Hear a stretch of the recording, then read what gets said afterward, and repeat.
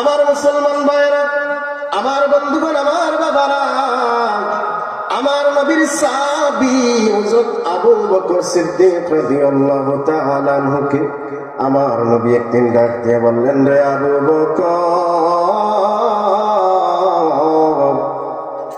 এই মক্কার জমিন ছাড়িয়া রে আবু বকর, তোমাকে নিয়ে একদিন আমার মায়ের দেশ বাবার দেশ ছাড়িয়া রে ইয়াসরিবের দেশ মদিনাতুল মুনাওয়ারার মধ্যে চলে যাব রে। রে আবু বকর, তুমি প্রস্তুত থাকবা, তোমাকে নিয়ে মক্কার জমিন ছাড়িয়া রে আমি মদিনার জমিনের মধ্যে চলে যাব।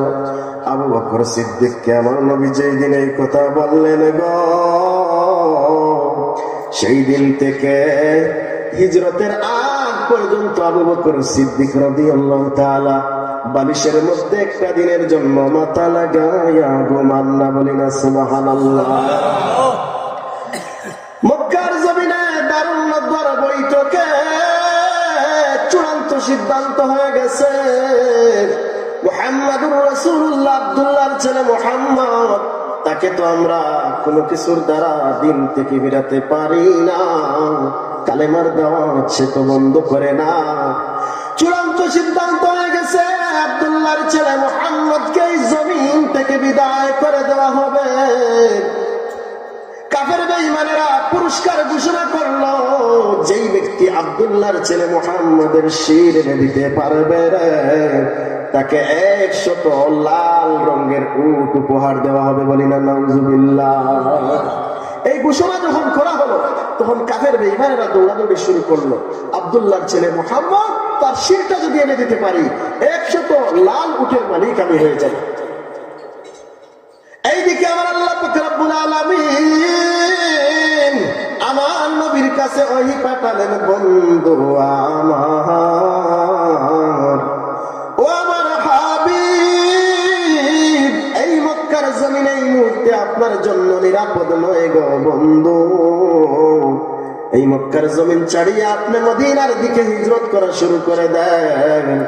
আমার নবীর হুজরা শরীফের চতুর্দিকে কাফের বেঈমানরা বেষ্টন করে রেখেছে। আমার আল্লাহ ডাক দিয়ে বলেন, হাবিব আমার, বন্ধু আমার, আপনাকে তারা চিরবিদায় করে দেওয়ার জন্য হুজরার চতুর্দিক ঘেরাও করে রেখেছে গো বন্ধু। সকালবেলা আপনি হুজরা থেকে বের হলে আপনার গলা তারা দ্বিখণ্ডিত করে দেবে। বন্ধু আমার, আপনি চিন্তা করবেন না, পেরেশানি করবেন না, আপনার পক্ষে আমি আল্লাহ আছি গো। আপনি কি করেন, হাতের মধ্যে একটু বালু নেন, আর বালুগুলো কাফের বেঈমানদের দিকে নিক্ষেপ করেন। আমার নবী বালু নিক্ষেপ করলেন গো, কাফের বেঈমানদের চুকে চুকে পৌঁছে গেল গো। আমার নবী রাহমাতাল লিল আলামিন কাফেরদের চোখ ফাঁকি দিয়া হুজরা শরীফ থেকে হযরত আবু বকর সিদ্দিকের হুজরার সামনে হাজির হয়ে গেলেন। সুবহানাল্লাহ। পরবর্তীতে আমার আল্লাহ পাক রব্বুল আলামিন বলেন, ওয়ামা রামাইতা ইয রামাইতা ওয়ালাকিন্নাল্লাহ রামা। বন্ধু আমার, আপনি যখন বালু নিক্ষেপ করেছেন, আপনি আপনার হাত দিয়ে নিক্ষেপ করেছেন।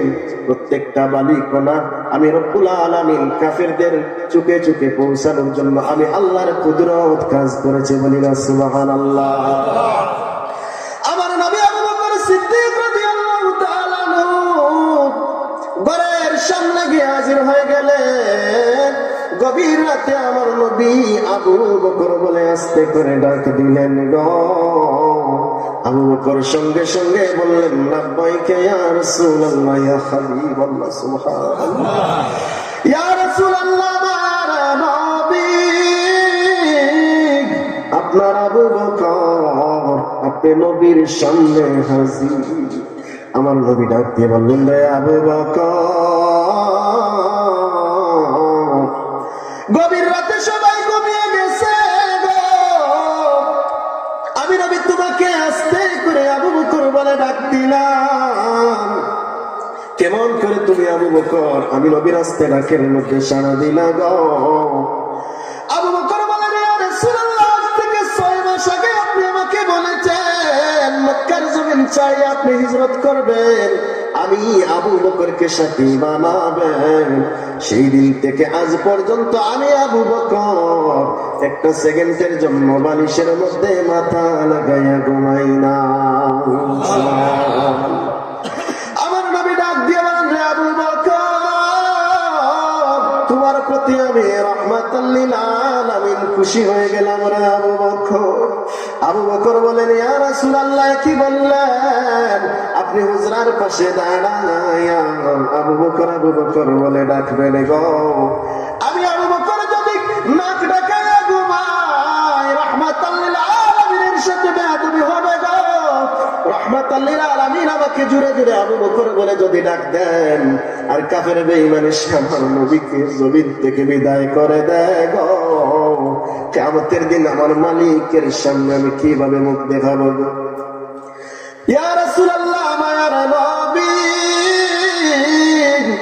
ইয়া রাসূলুল্লাহ, ইয়া হাবিবাল্লাহ, আপনি মায়ার নবীর সাথে যেন বেয়াদবি না হয়, এই জন্য আমি আবু বকর দরজার কিনারায় দাঁড়াইয়া দাঁড়াইয়া রাহমাতাল লিল আলামিনের জন্য অপেক্ষা করি। বলি না সুবহানাল্লাহ।